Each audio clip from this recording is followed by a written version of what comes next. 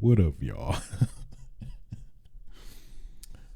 It's your boy, the one and only A Switch, aka Mr. Suck Your Toes with the socks on.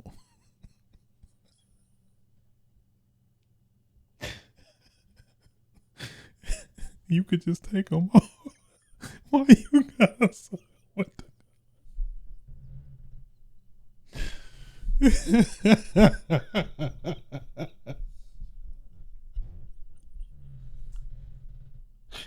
Yeah, why do you got? Oh man, what do you got?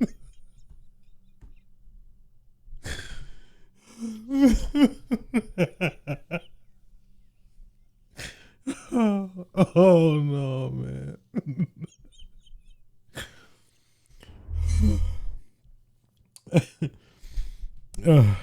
It's like what? Why you gotta suck him with the socks on?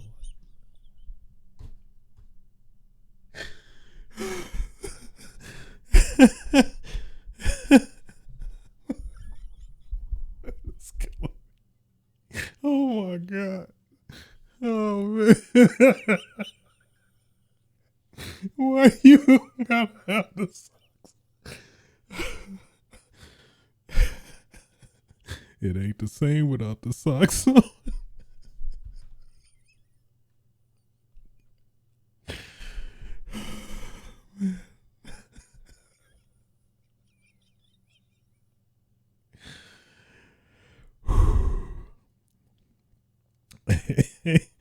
AKA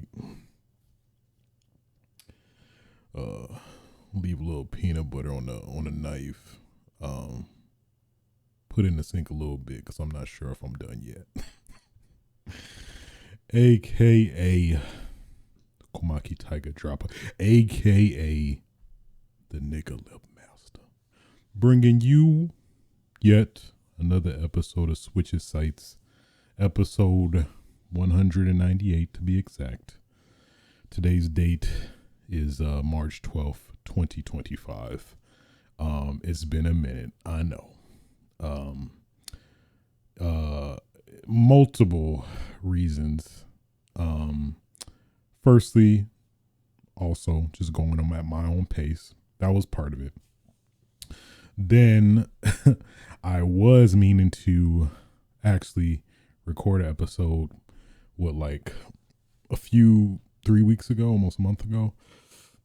But my PC decided to just give up.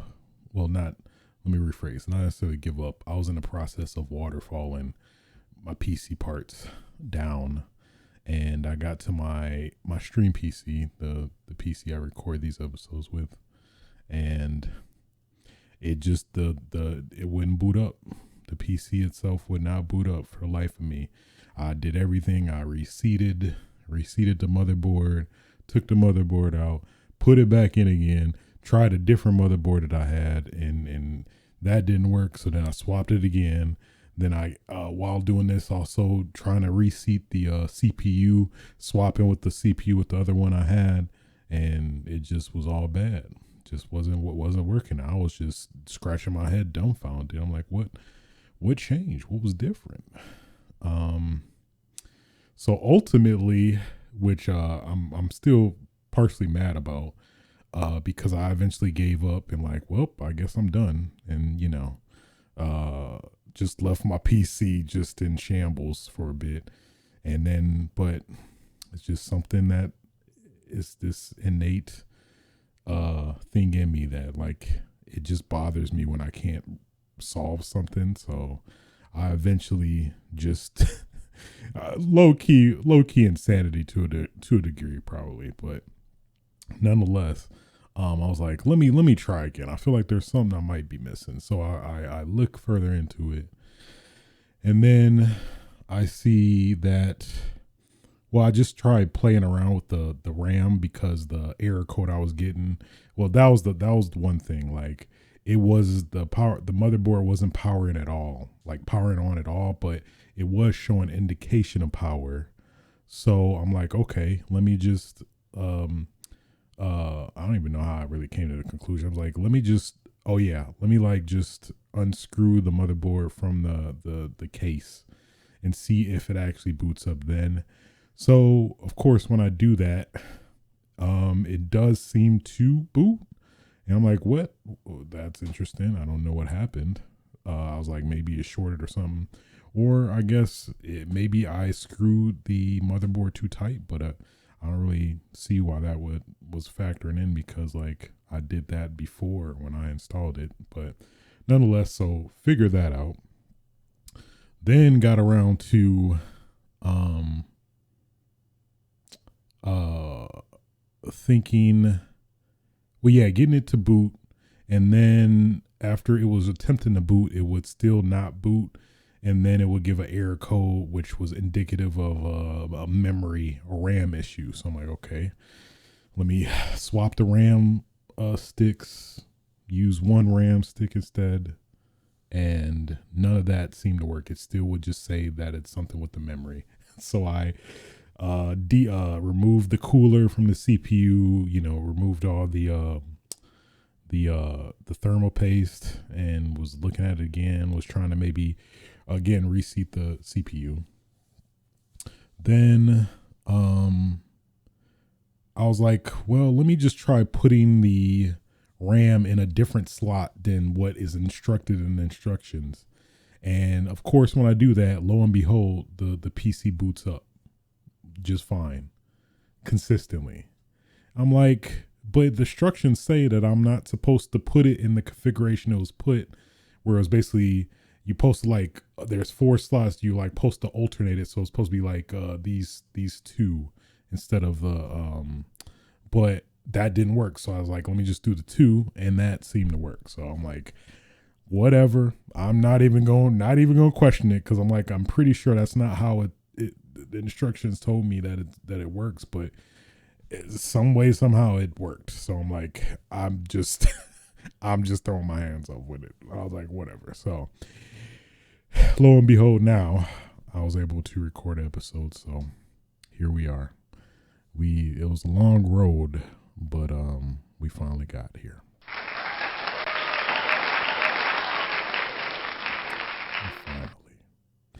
Finally.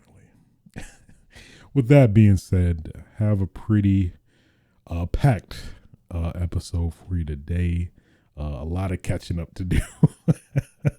But I'm gonna do my best. I'm gonna do my best.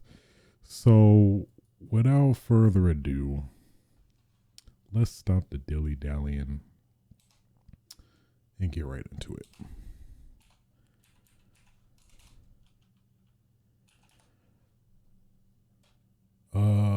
First topic of discussion, the Capcom Showcase, which over a month ago now, was pretty entertaining. I'm not gonna go through all of them, all of these various things, since we making up for lost time. But Capcom Fighting Collection 2 getting a May release date, which I think has Capcom vs SNK, SNK 2, Project Justice, Plasma Sword, Power Stone, etc. Okami sequel, which I think this was announced at the Game Awards. Yeah, it was at the Game Awards. So I think we got somewhat of a more conceptual trailer. I don't think there was any gameplay. Yeah, it was more of a extended teaser trailer for that. Probably one of the biggest things, Onimusha, Way of the Sword. This is shaping up to be pretty dope. This is a brand new Onimusha in the series. It seems like a new protagonist, a new setting. The combat is probably my biggest question I have about it. It feels, thankfully, I don't get Dark Souls vibes for the most part, but I'm not sure how akin to like the classic Onimusha games it is. That's probably my biggest question. But as long as it's not, you know, it's not like trying to be another Souls game, um, and is as close to like the Onimusha games, the classic Onimusha games. I think I'd be happy with it, if they at least accomplish those things. So it's shaping up like it looked like that could be the case, and hoping it is, because man, I never thought I'd say it, but I mean, unless it's like From Software, I'm good on the Souls likes.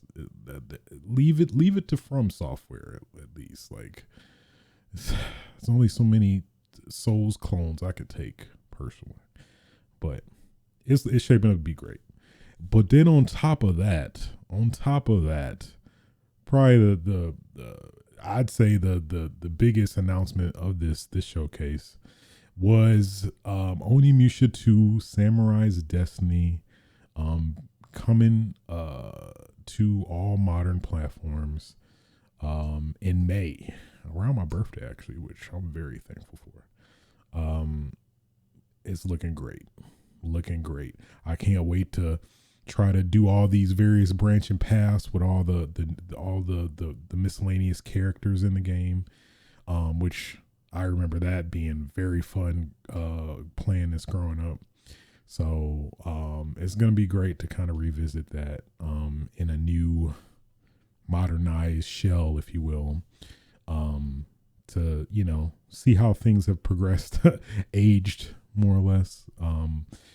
See Gogan Dante's bitch ass, whatever he what he doing. It's great. And that's pretty much most of the Capcom spotlight, at least the worthy things to talk about there. So then next we had the Xbox Showcase, which was something.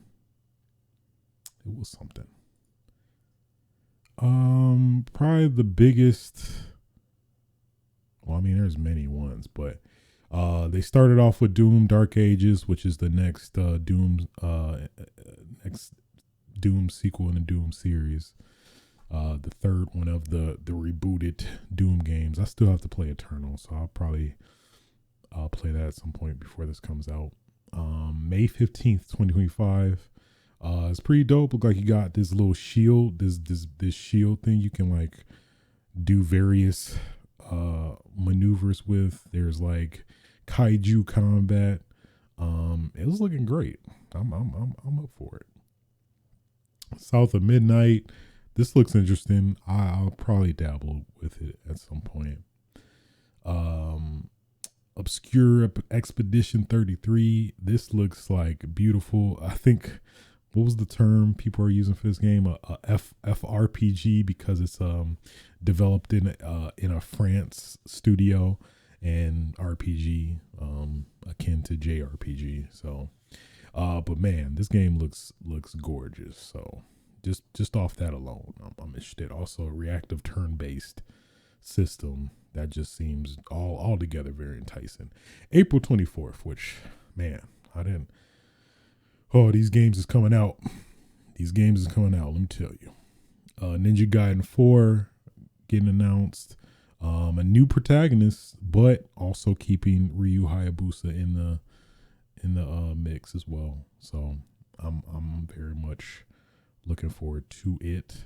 And then out of nowhere, they just shadow dropped Ninja Gaiden 2 Black, which is basically a remaster of Ninja Gaiden 2 with the black treatment, where like I think they redo some of the enemies or make it harder, or maybe this is just a full-blown remake. But I know there's some miscellaneous minute changes they make with the black versions of these games. So yeah.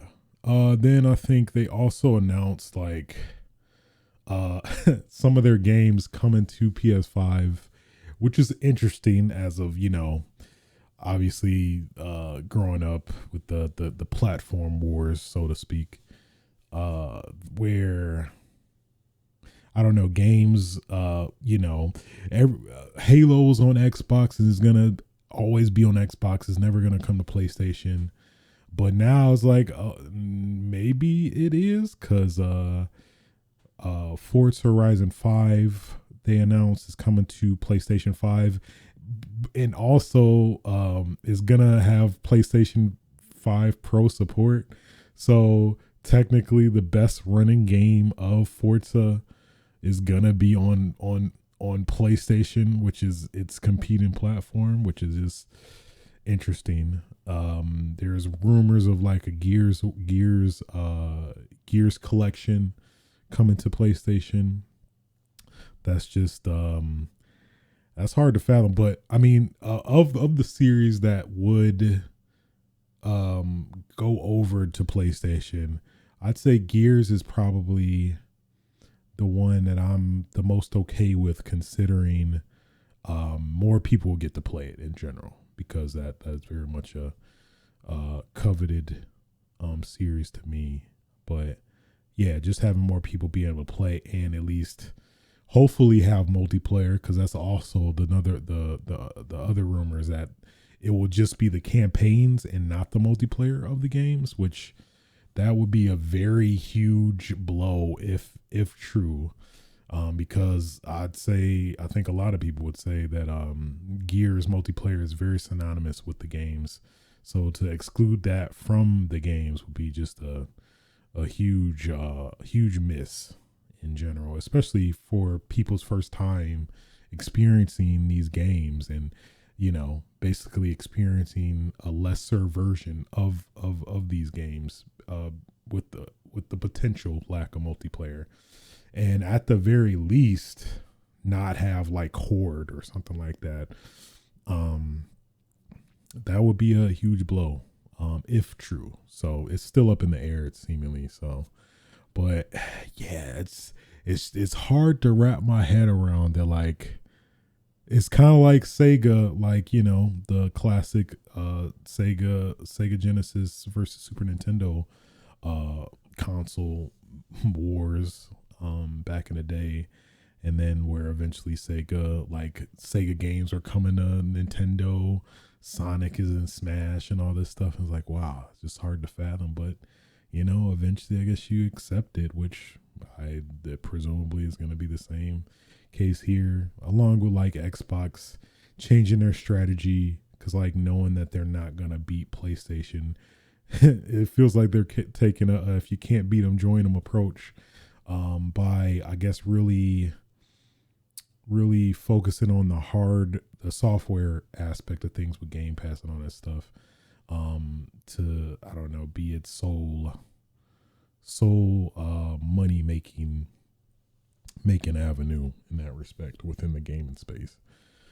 So interesting stuff, man. I don't know.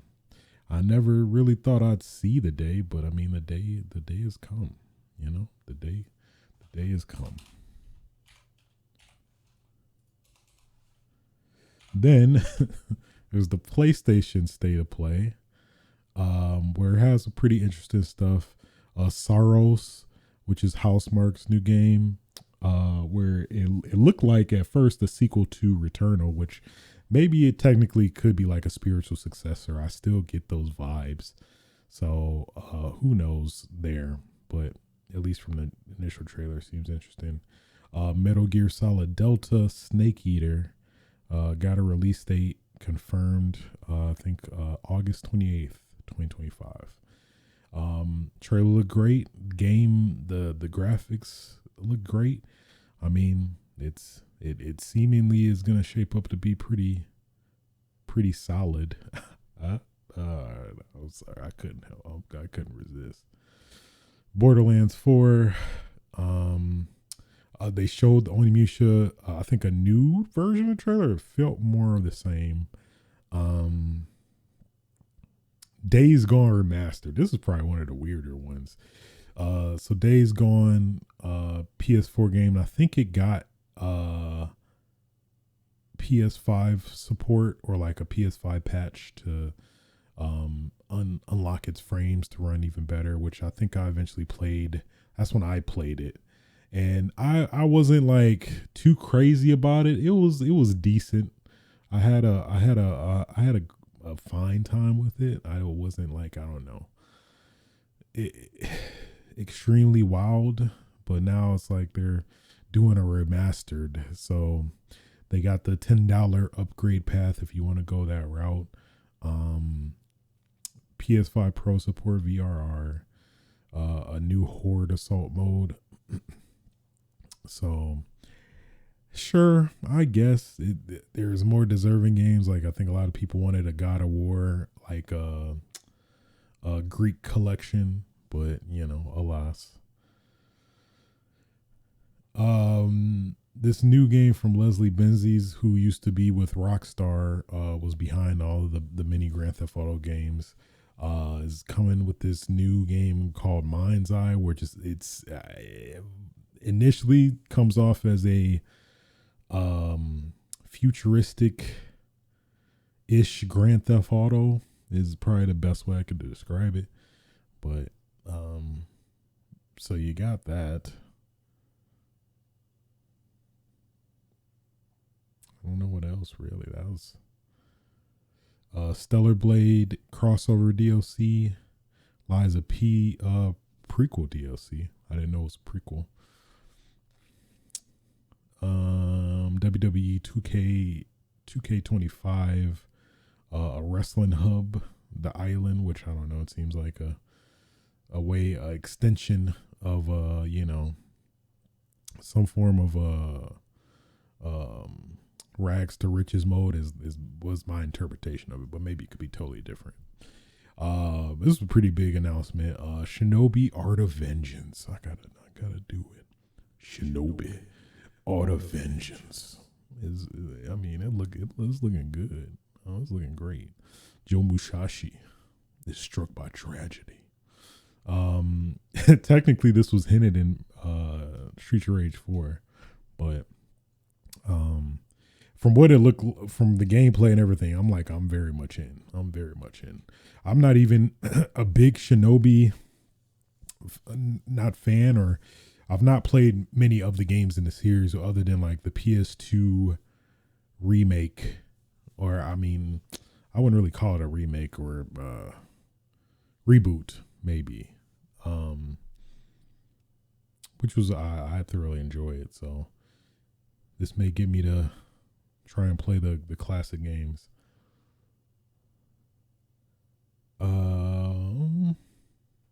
Split Fiction, that seems pretty interesting. We saw a better look of Directive 8020 by Supermassive Games, the people behind Until Dawn, and the what was the one collection, Man of Medan, Little Hope, and all those, which was interesting. Oh yeah. Like a Dragon, Ichiban Kasuga, crossover with Dave the Diver. I'm very much interested in that. That is something that got me on the radar, or was on my radar. And that was pretty much it. Yeah, I remember this state of play was pretty underwhelming. At least specific in terms of games that like really spoke to me, that I really wanted to play. It just, I don't know, it just did not blend together that well. Just a collection of games. I don't know. It did not hit for me like I wanted it to. It didn't hit. It didn't hit how I wanted it to hit. I'll just say that. I lost my page. I'm going to get it back though. Didn't hit how I wanted it to hit. Moving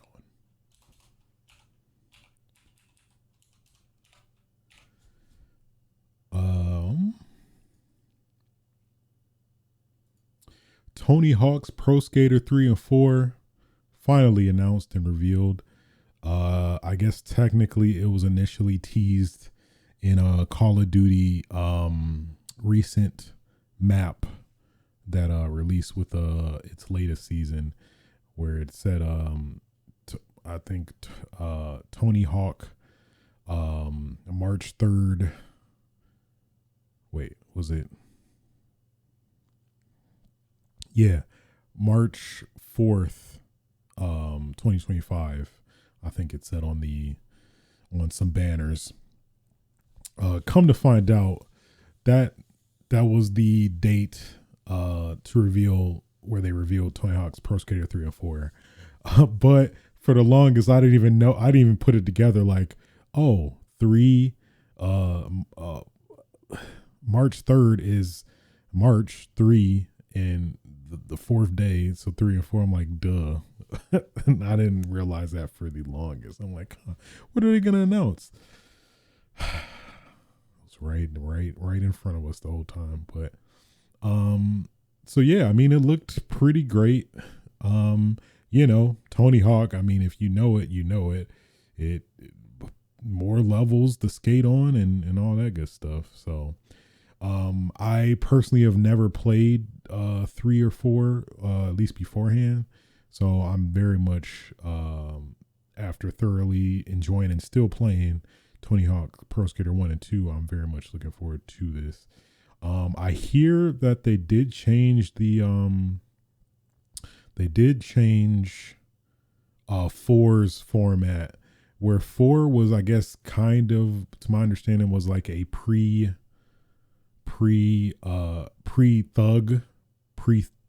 Tony Hawk's Underground, where there was like missions and directives, but from what people are saying, it wasn't that great. So that's why they're ultimately skipping it and just going with the 2-minute do all what you can format, it seems like.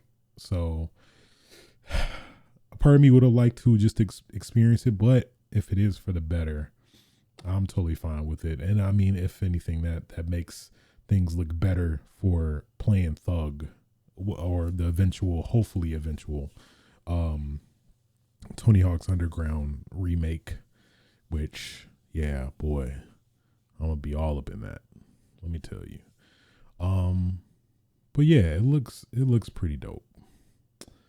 I'm just to think before it seemed like this wasn't gonna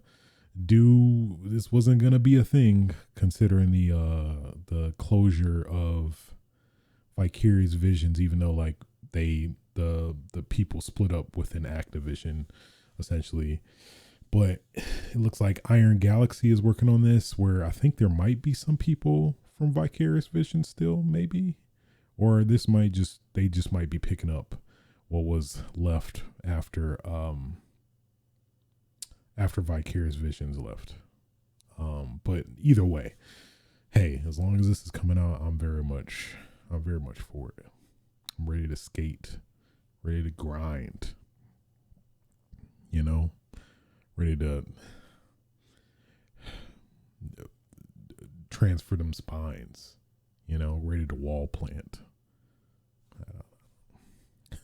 Somebody who's never skated, but that's so weird. I've always found that weird. Like, I love these games, but I never really felt compelled to skate myself, which, I'm that's not a problem to me. That's not a problem. Moving on, last weekend, at South by Southwest, Hideo Kojima had all of his crew come to reveal a new trailer for Death Stranding 2 on the beach. I want to say I said this before, but I just can't stop thinking about sex on the beach. But I digress. This trailer was very interesting. I guess probably the biggest things of the trailer that a lot of people got, this new actor they got, who seems to be taking Mads Mikkelsen's role from the first one. But people can't well, it's very apparent Kojima is very much being very cheeky, and he making him look very similar to Solid Snake from, of course, his most renowned series, Metal Gear Solid. But yeah, it's some very. I feel like this is as far as it's gonna go, where it's just it's just a very on the nose like reference to like Metal Gear, being on his decline, or him parting with Metal Gear to some degree, maybe hard to say, but I don't know. I think obviously he did that for the attention, not attention, but the speculation for sure. But it's very interesting where it's literally Solid Snake with the bandana, and you got the skull flashing, and curious how it plays out. But then there's also the Metal Gear head on one of the like presumed kaiju moments, where it's like, that's interesting. All right, well, just all these Metal Gear references. That's just interesting. On top of that, like, has it as a collector's item, within the collector's edition, that a statue with that as the head. It was like, all right, well, I'm curious how and if Konami would respond to that. But I mean, it was Kojima. He made it. So he's not saying it's Solid Snake and that is the Metal Gear head, but I mean, it's sullied snark. That's not Solid Snake. That's sullied snark. I don't know. Who are you talking about? A Metal Gear head? No, that's a titanium cranium. What are you guys talking about? It's funny though. You have to just like, you just have to respect it.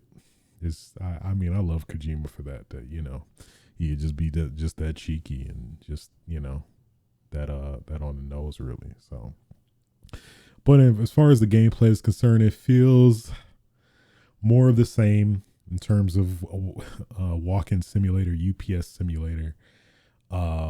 Maybe there might I mean, of course, Kojima's been known for misdirection and leading us astray, where speculation was that you may potentially play somebody else, a Fragile, for example, where a lot of people were speculating. And then, of course, when you line it up with Norman Reedus's character, he's shown to be looking old at some point. So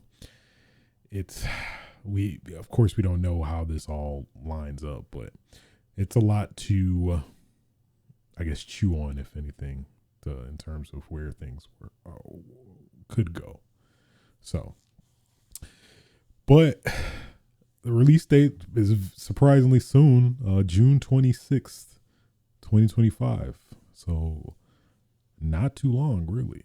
But love that. Love the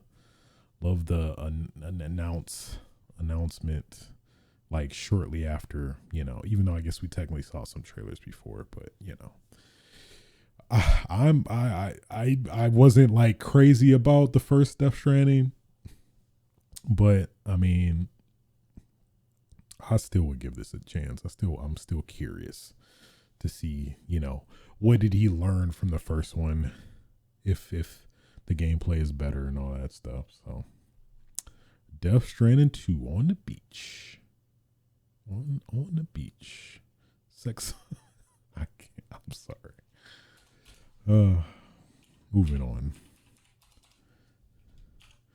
So this has been making the rounds.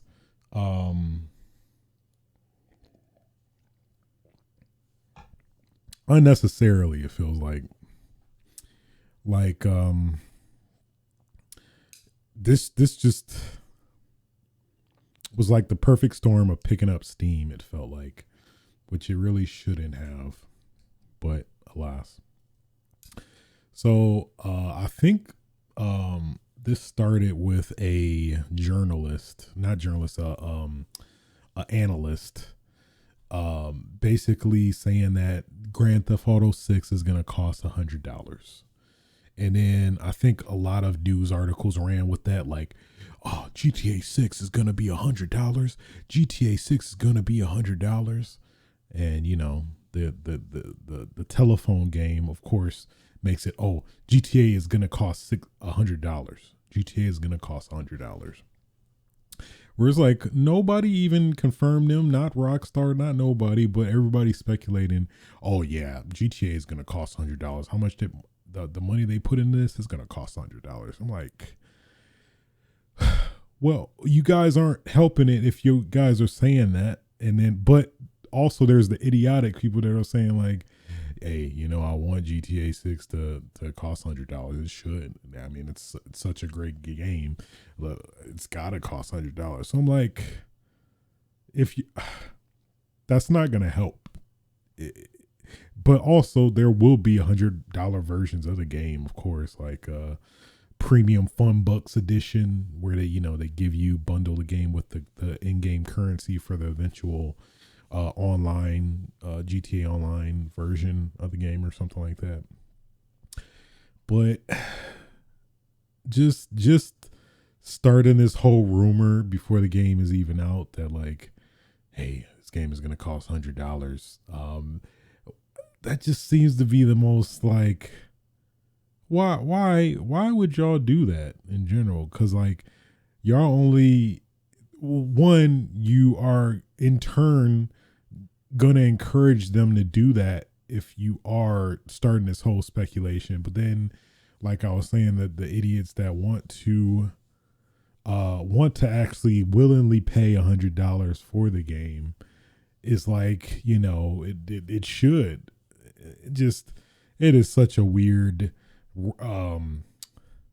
misinformed, like, snowball that, like, should have never really came to be. But that's, I mean, Kojima, he predicted it. Just the misinformation, and in turn, this misinformation could be validated mainly because of people, like, validating it unintentionally because they brought this up. That's like, what? All from an analyst that, like, didn't really know what he was talking about, it seems like. Because that's just, it's one thing to, like, speculate, but then it's like another to just, like, just completely run with it, and people accept rumor as truth. Well, nowadays in our climate with memes and stuff and misinformation, like, being more interested than actually the real information, the truthful information. I don't know. I don't get it. Don't do that.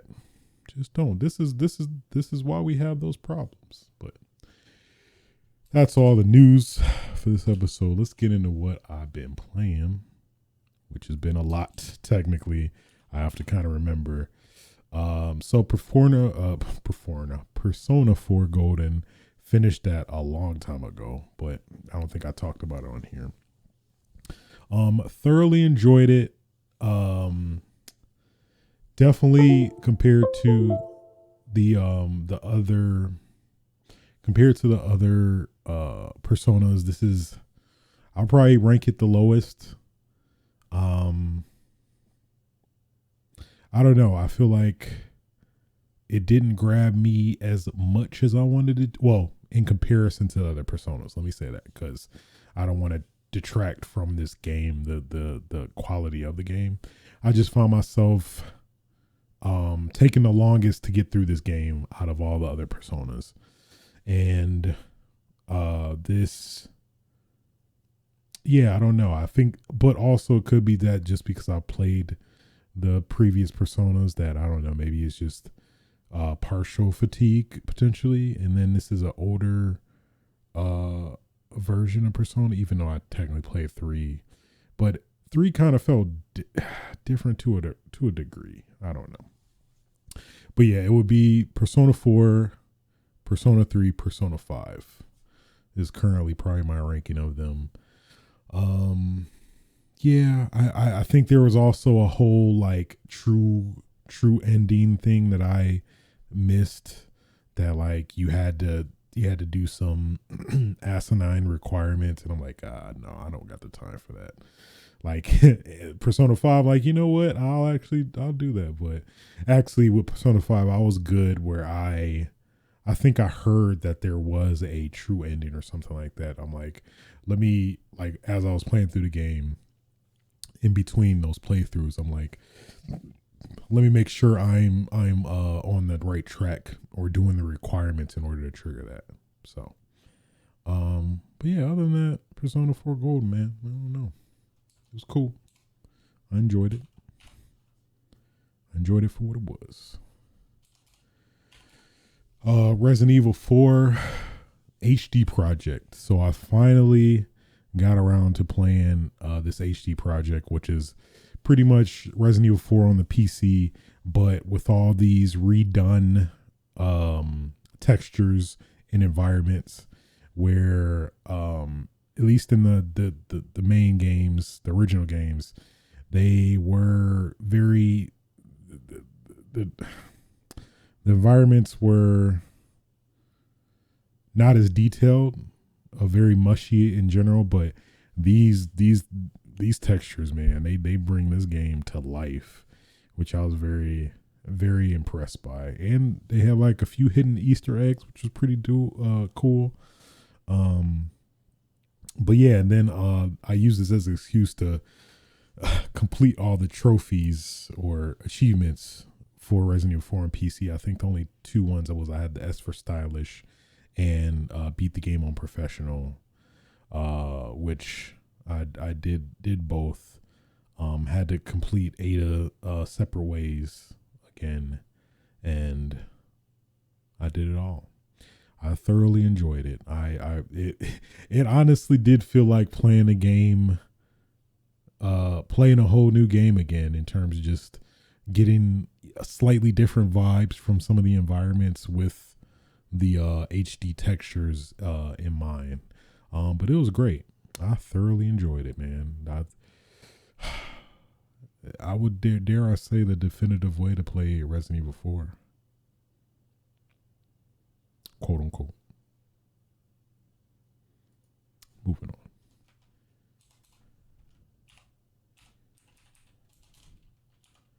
Also played Belatro, finally got around to it. I was dabbling like in it here and there, but never really fully got into it until I guess semi recently, where I actually started to fully understand the game more, where, like people saying, roguelike with roguelike poker is probably the best way to describe it. But yeah, no, once you get a good run going, that I think that's where the addiction does start. And then like off the highs of that good run, that's where I think things go. You know what I mean? So, but I thoroughly enjoyed it.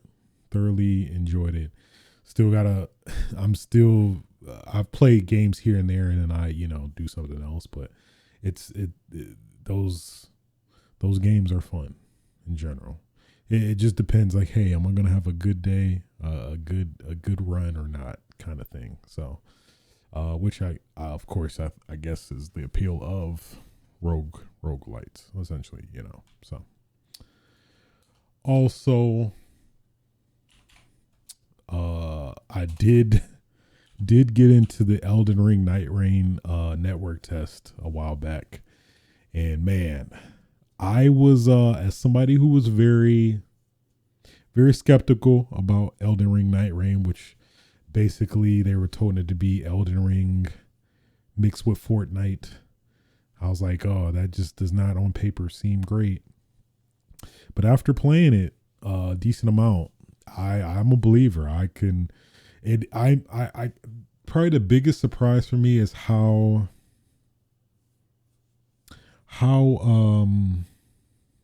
streamlined you could make 100+ hour game in an hour. I think that was the biggest surprise for me playing the game. Um, and at least in terms of the format, it was automatically matchmaking you with people who were playing. But the kind of annoying aspect of it was that it was certain you can only play it at certain periods, time periods they designated. So it was like 3 hour blocks throughout the weekend, and one of them were not so great. So one of them was like Saturday, well, technically Sunday morning at like 3 a.m. And I was like, well, fuck it. I'm just gonna, I wasn't gonna go to sleep anyway. So I'm like, let me just mess around with it. And, that was actually a pretty fun session. But yeah, no, it's like when you rank up, or that's a factor too. Like, you of course need a certain amount of souls where you can rank up to a level, but your level like adjacent to original Elden Ring, you don't level up specific stats. You level up a level which has those stats accumulated to it. So basically a sped up way to level up. And if you die, you lose a level. So there is some like stakes there too. So I don't know. It's like it really actually played pretty great in terms of just the fundamental like basics of the game. That was probably, yeah, literally the thing I was the most surprised by, just how well it worked in a very truncated um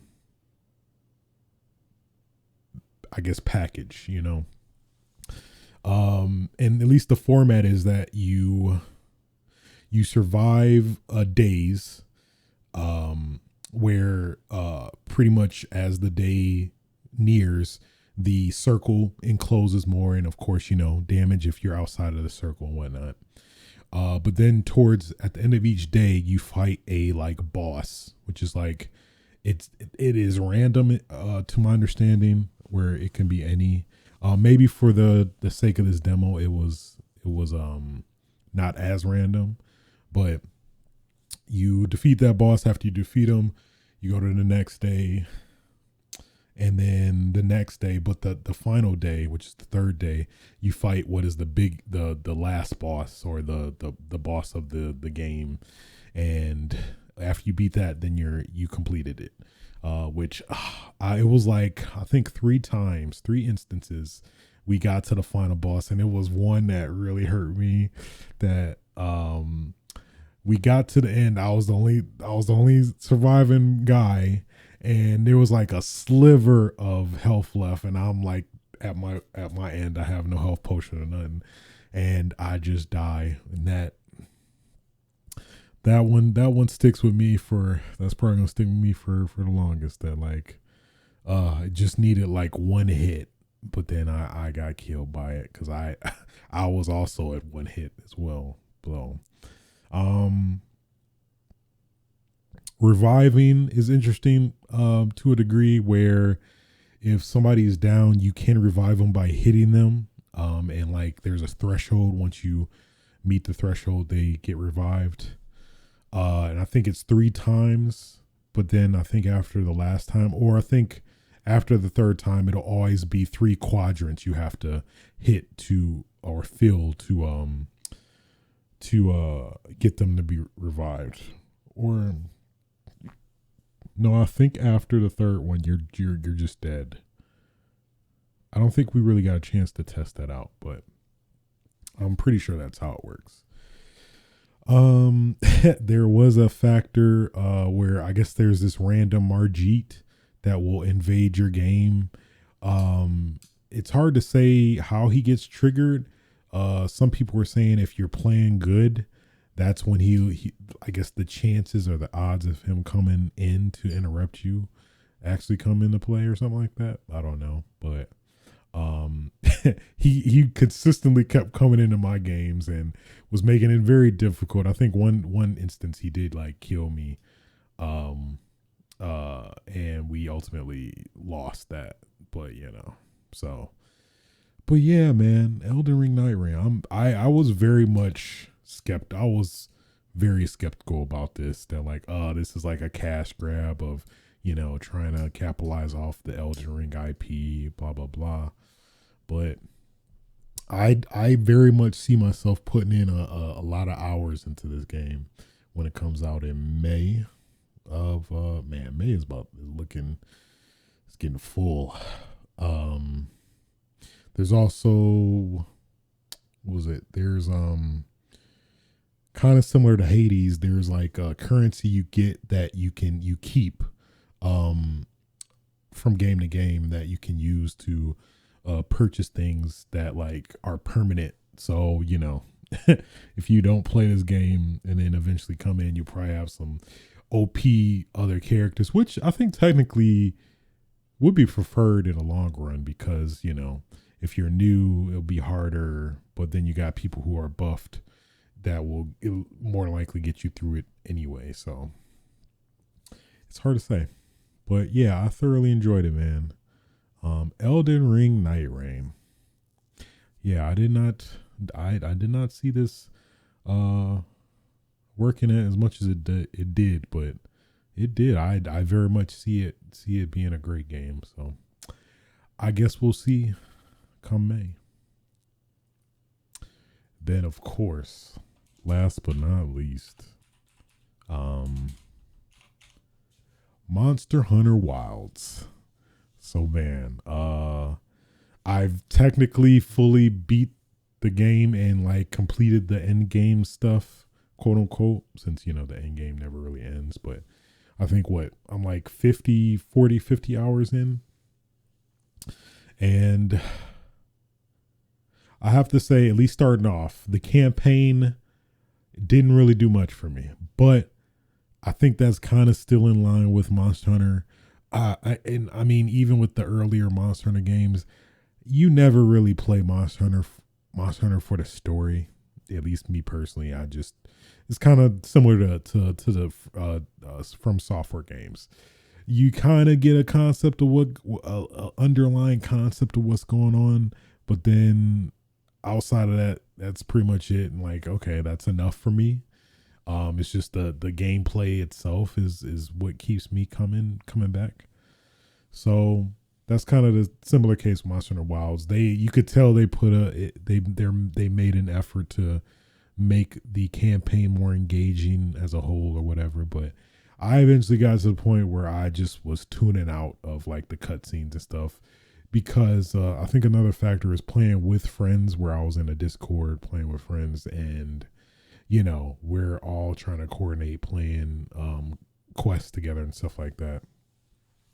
And I don't know, maybe it was like a sense of urgency to meet up with my friends to play and stuff like that. But outside of that, I don't know.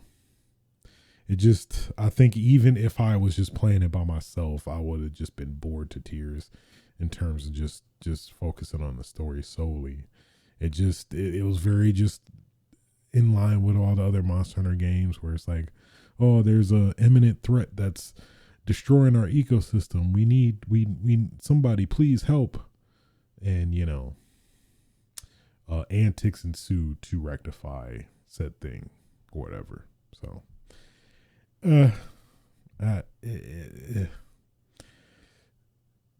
you don't come to Monster Hunter for story anyway.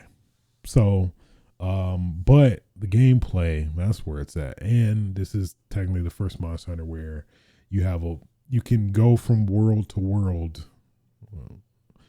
no pun intended, go from like area to area and seamlessly and not load or have to wait for loading.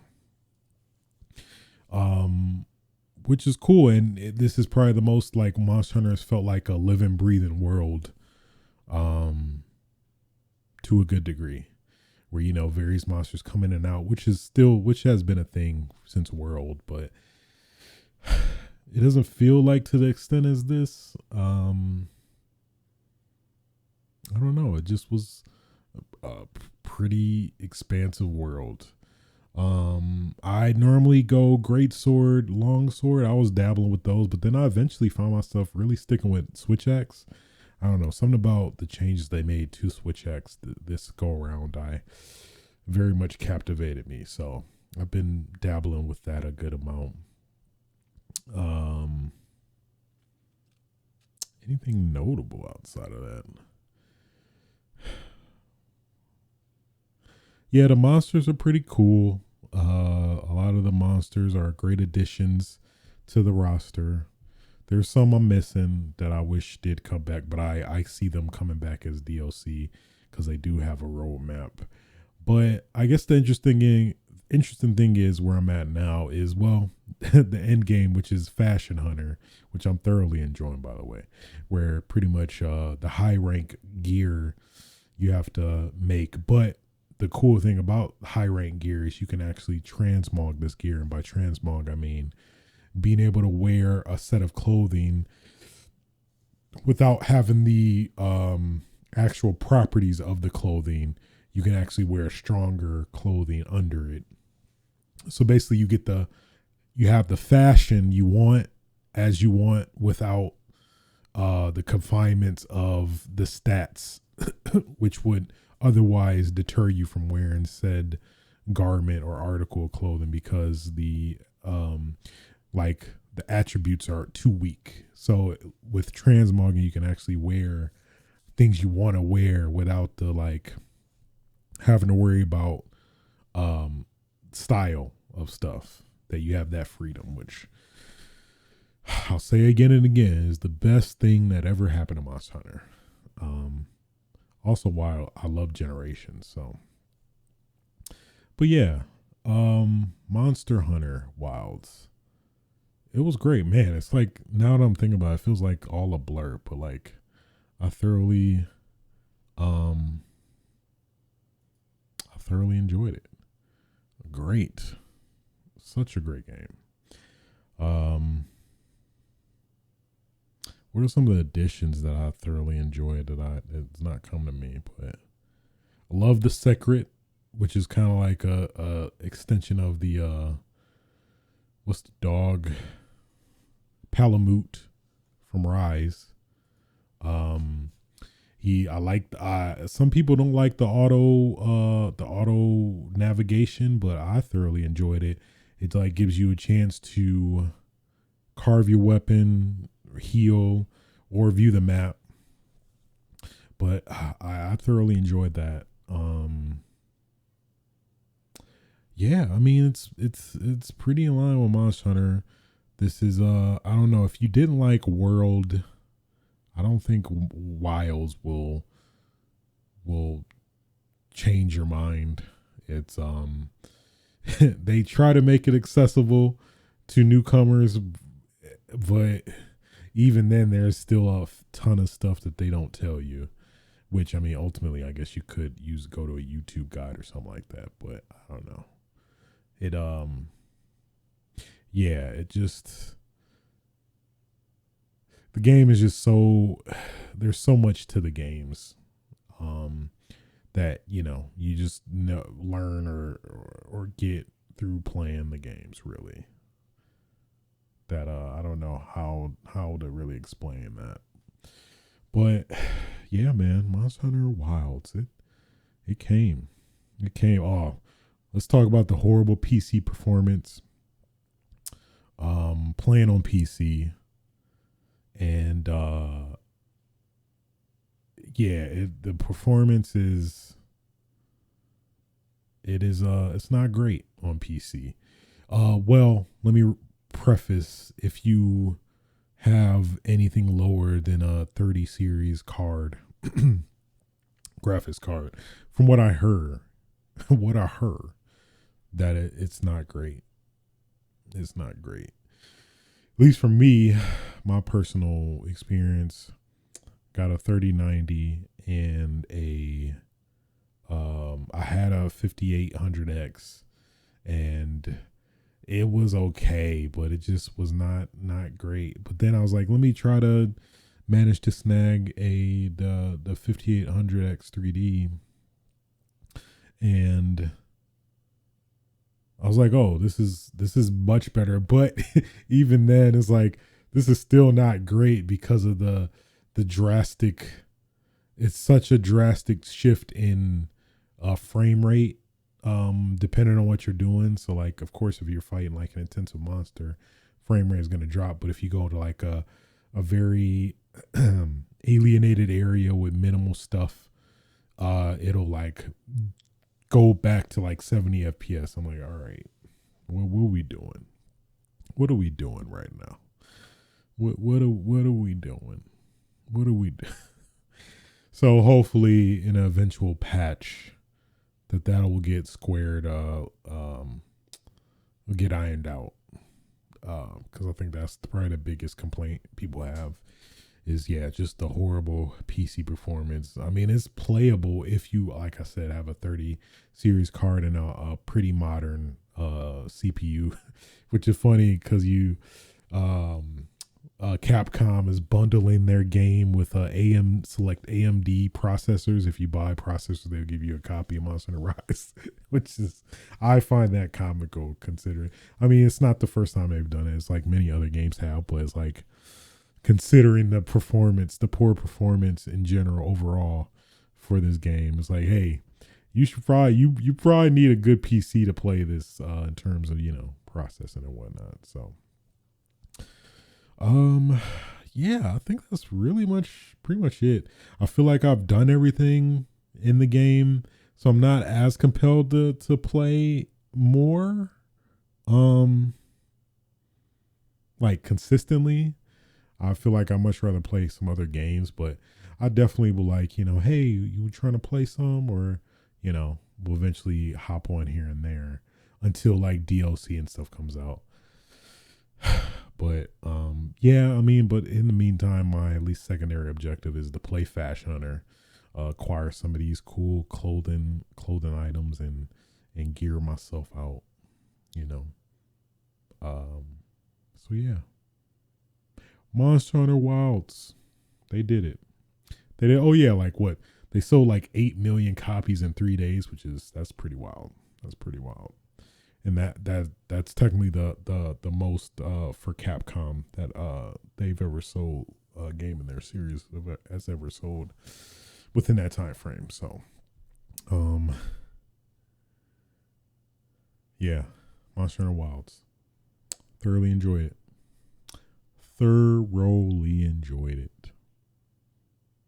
It's great. 2025 is shaping up to be pretty great. Let me say that at the very least, But yeah, with that being said, I think that'll conclude episode 198 of Switches Sites. If you did like this podcast, feel free to like, rate, subscribe on your favorite podcasting platforms. You can catch me record this live on Twitch TV/SaySwitch. You can also catch the archive of these streams on youtube.com/SaySwitch. But yeah, y'all, until next time, get your damn game on. Feel free to fuck. Aw, yeah.